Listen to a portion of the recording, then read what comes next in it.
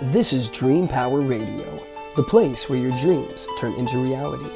Here is your host, Debbie Spector-Weissman. Hello, hello, hello, and welcome to Dream Power Radio. This is the place where we talk about dreams, both daytime and nighttime dreams, and how you can use them to make the internal shift to a life you love and rediscover the truth of who you really are. The goal for all of us is to seek out ways to live our dream lives. But what about the dream lives of our children?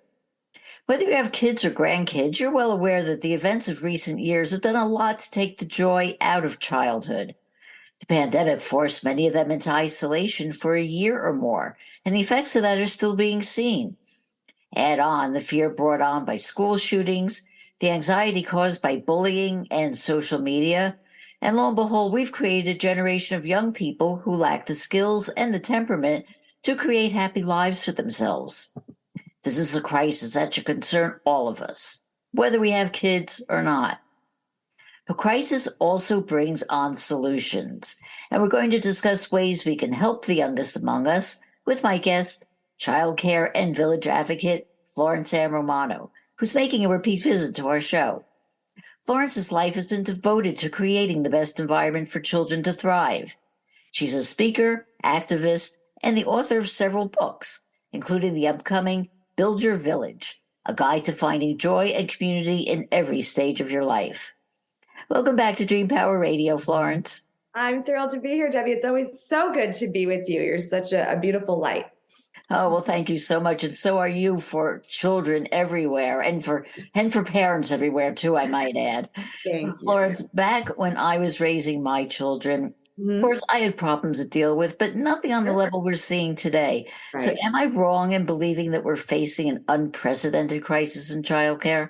I think that's the right word to use. I think that every generation comes with its own challenges, but raising children right now is really very difficult. I think with social media and technology and just the state of the world and it just seems like everything's a little wobbly. Someone said that to me the other day. I was like, that's a great word to use. I think wobbly is how it feels. And when your children aren't safe in school, that is mind-boggling. And I think that really pierces your heart because you're like, gosh, isn't that supposed to be maybe the one place where you feel like you could have peace of mind when you send your child? And so these, like you said, unprecedented times leave parents and caretakers and just people in general feeling very uneasy about how to navigate. And so these conversations like we're going to have today are important because it's not just isolated to maybe children and school shootings, but how do we address things that are bigger than us, that are hard to talk about, that have a lot of feelings attached to it?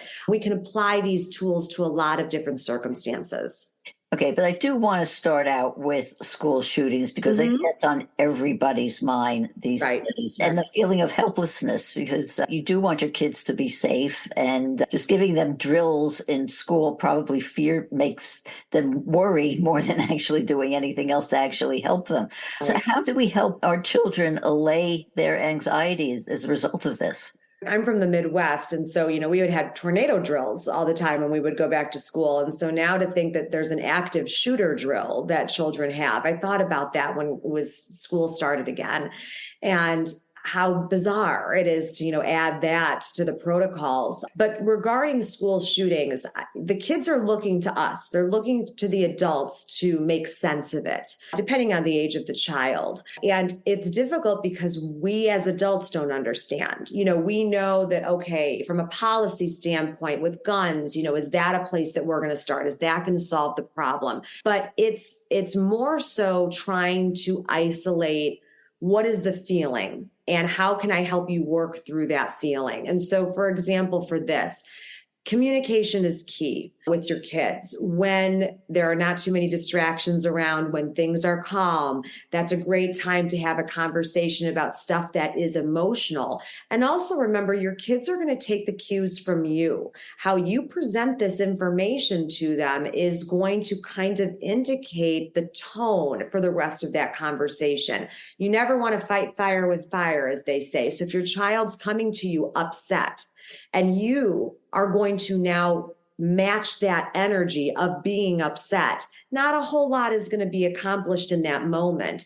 So making sure it is calm, going for a walk, or maybe during dinner time, or whatever the case may be, where you can actually connect and feel like you can maybe control the environment a bit, and make sure that also you're speaking in a way that is going to help them process, not say things that are vague or just too general, because that's not what they're looking for there. They're looking for guidance to help them figure out, how do I deal with these feelings? And how do you help them deal with those feelings of being scared or feeling powerlessness in the face of some stranger barging into their room one day? It's nice to talk about the ways that you can control a situation that is uncontrollable. And I always say that in life. In life, when you feel you're out of control, where are the places I can take control? And for a child to understand why this is happening, you can, depending on the age of the child, give more or less information. But I think being problem solvers in that moment is important too. The lessons that you're trying to teach your child. Okay, why does someone do this? Why would someone walk into a school with a gun and shoot? And okay, now you're thinking, now I have to talk about mental health, or I have to talk about loneliness, or I have to talk about bullying. All of a sudden, there are all these topics. And, we give social media and all this technology sometimes a bad rap.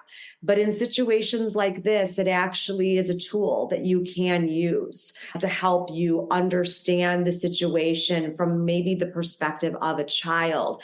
And to kind of expand on that, there are a lot of outlets you can use to help maybe give a visual aid to that for a child, but steering the conversation toward based thinking, I think, also helps a child figure out how they can be part of something that is not just part of the solution, but part of making it better, part of helping others understand too. Turning off the TV sometimes needs to happen. You as an adult are watching the news and you're upset, and they're watching you get upset at what you're watching or what you're hearing. That can cause you to feel anxious, and then that's going to trickle down to the child. So in these moments where they're expressing to you, this is how I feel, it's not wrong for you to say, you know what, I feel like this too, and let's figure this out together. It's not wrong for them to see you emotional, because what we like to teach our child is the emotion or the feeling is never wrong, but the reaction is what can be good or bad. And so I think in this scenario where they feel like they can't make sense of why someone would do it, that's when you need to start talking about, this is why compassion and empathy and respect and kindness is important. And this is what you can do in your school, to the people you go to school with, your friends, the people you're not friends with, making sure you're taking care of each other. That's where all of this comes into play. Yeah, and by doing that, you're also helping validate their feelings. Mm-hmm. Their feelings are real, they're genuine, and also having the side effect of helping them get a bit more confident and a bit more sure of themselves, which then has that spiral effect, which will enable them to go to their classmates or go to the people in their school and be a leader, and maybe help somebody else who's feeling a little sad or a little upset or a little unsure or scared or whatever it is. But I want to get back to the child who maybe doesn't or can't express herself. Mm-hmm. And even if you ask a direct question like, how are you feeling, or are you afraid, or anything like that, you might get a mumbled answer if you get an answer at all. So what can we do to encourage children like this to speak up, to tell us how they're feeling? I think when you start to share, sometimes it makes it safer for someone else too. I think even as an adult, we feel this way. You could be at a party or you could be with friends and you're like, I don't know if I really want to share this about myself, but then other people start talking and you think, you know what? Okay, maybe I do feel safe enough to do that. Maybe I do feel like I can be a little bit vulnerable. And there are children that, of course, are not going to want to do all that talking, want to do all that feeling. I always grew up as a child who was always doing the talking, who always wanted to have that conversation. But my sister was much more quiet than I was. And she analyzed everything. She kind of needed to process it herself. She needed to experience it herself. She needed to figure it out on her own. She was that type of person, but she was always around when we were having conversations. She just was taking it in and absorbing it. So I think if you're in an environment where you can have open discussions, even if the child is not participating, they're still listening, they're still watching, and they may have that moment later where they're going to absorb it and process it. And maybe they'll come back with questions later, maybe one question, or maybe they'll make a comment when you don't expect it. But making it an environment in your home where communication is welcome and you don't shame, you don't embarrass, that always is going to then be a safe place for them, even if they don't engage the same way maybe your other children do. And I think that's really an important point to emphasize, because a lot of times when a child doesn't speak up, we tend to dismiss them and say, oh, they're probably okay. There's nothing wrong. Everything's cool, but not realizing that they may have this inner turmoil that they don't know how to express. So you're right. Having that avenue open and keeping those lines of communication open is just a valuable thing. Another area I'd like to touch on is the area of bullying. If you have a child who's being bullied at school, is it up to the parent to fight the children's battles for them? Oh gosh, it's a complicated answer because there are so many schools of thought with that. And I think it depends on, and this is going to be, again, an unpopular opinion, probably the circumstances, not the, let's say, the severity of the bullying, but I'm going to say that it depends on what's going on. You don't want to intervene all the time, because then your child is going to, as they get older, not be their own solution. And you want them to be. You want them to critically think. You want them to stand up for themselves. That doesn't mean you want them to be beating up people on the playground because they're standing up for themselves. But certainly here's an example of the extremes. If your child is being bullied, actually being physically hurt in some sort of way, then of course you're going to intervene there because it's a safety issue.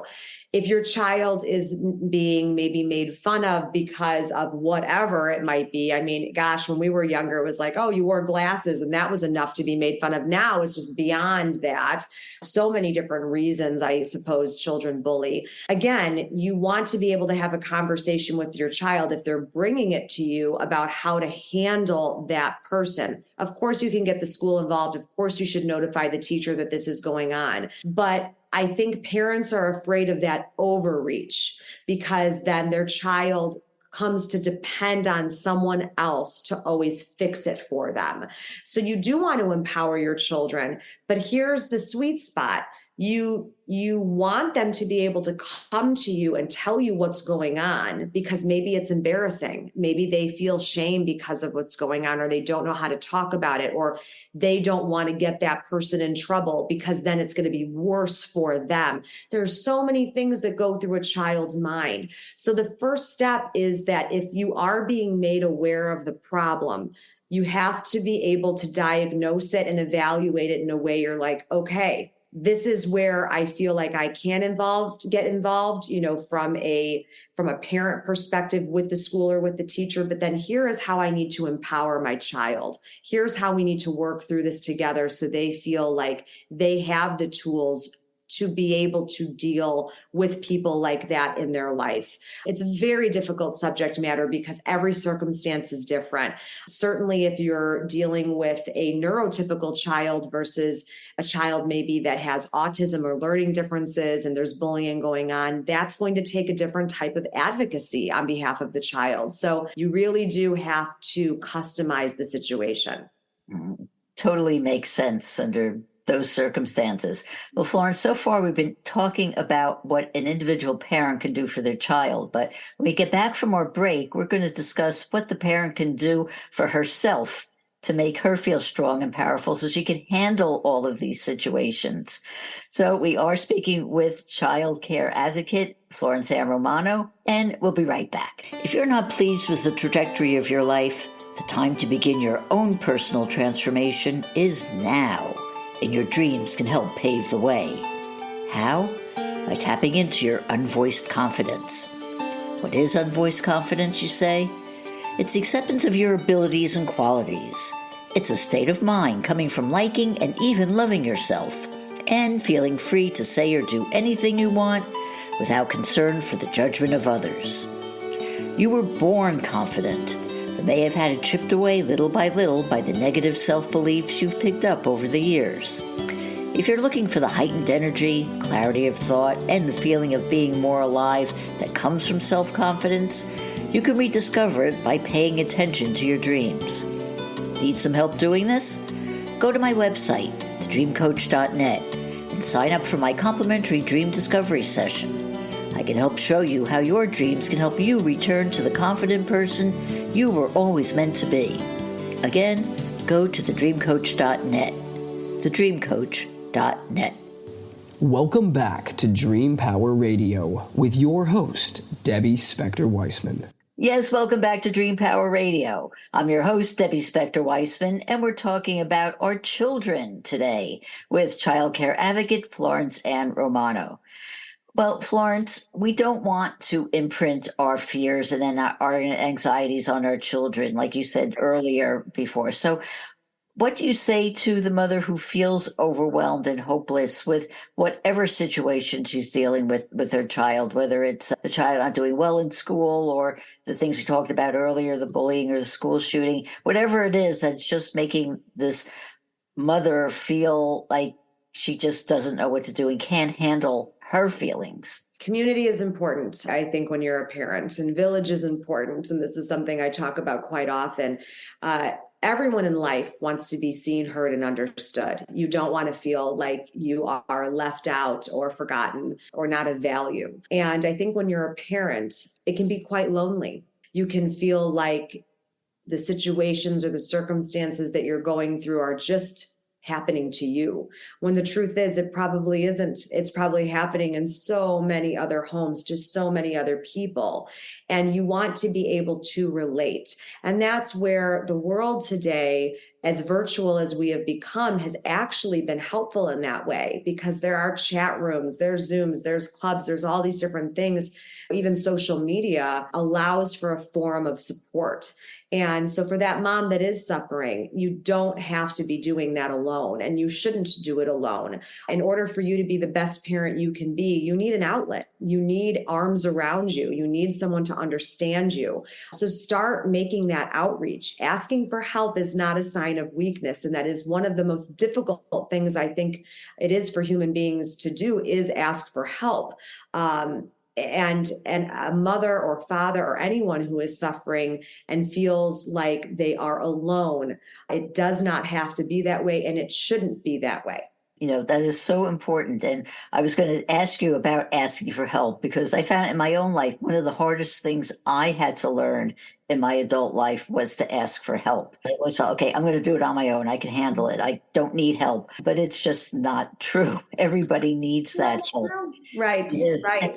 And how do you, though, if you do have that reticence, do you have any tips on how to really get out of your head to be able to say, I need help? Well, once you actually acknowledge the fact that you do, that's, obviously the first and most important step. But then the second can be also equally as difficult. Where do I go? Who do I look to have this conversation or to find this support? And that's when you need to actually take inventory of your village. We all have different friends for different reasons. I always say each one of my friends serves a purpose. This is the one you have the glass of wine with. This is the one that's going to give you the tough love. This is the one that's going to make you laugh. I'm very lucky to have those quality, beautiful people in my life, and those are my people. But not every one of those people I feel like I would go to with every single circumstance of my life that I possibly need help with. There's the person you turn to who is the right type of sounding board or the right mirror. So that would be my advice to you, is now that you know you need the help, start taking inventory of the people in your life and why those people are in your life. What are the things about those people that you respect and love and admire? And how can that person be helpful to you, whatever the circumstances in your life? And then make that call, or send that text message or that email or whatever it is, and say, this is what I need. And and don't apologize for it either. Don't say, I'm sorry that I'm bothering you, or I'm sorry I'm reaching out.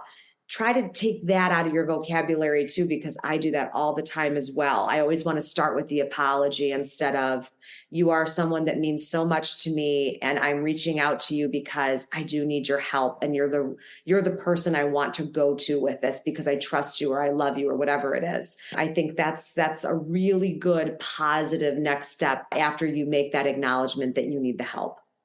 And in the process, we also teach our children it's okay to ask for help. Yes, it is.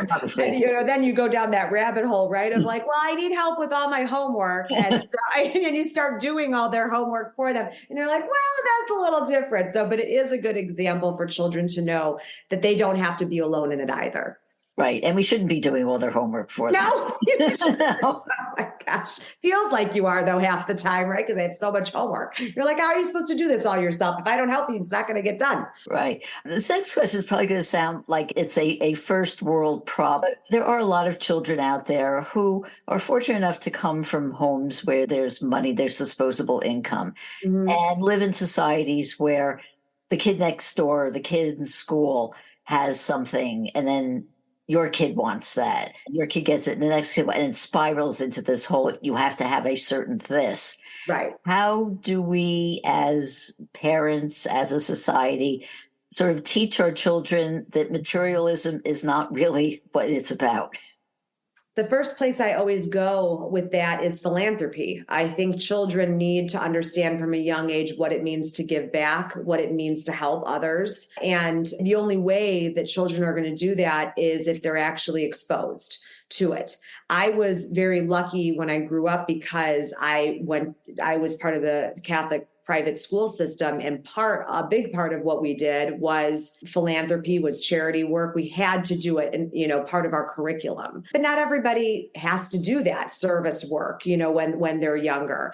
It definitely changed the vibration for me, though, because it became just kind of part of my fabric. It was what I was expected to do growing up, but then it also became what I wanted to do and what I felt was my duty as just a human being.